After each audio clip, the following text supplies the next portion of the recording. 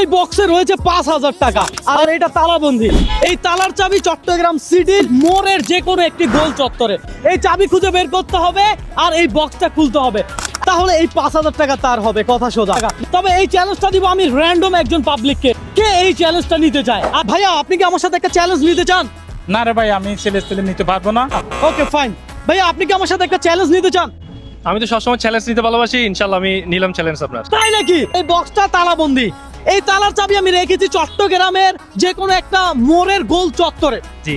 আপনি যদি 3 ঘন্টার ভিতরে সেই তালার চাবি খুঁজে বের করতে পারেন আর বক্সটা খুলতে পারেন, তাহলে ক্যাশ 5,000 টাকা পাবেন আপনি, কথা সোজা। বুঝতে পারছি?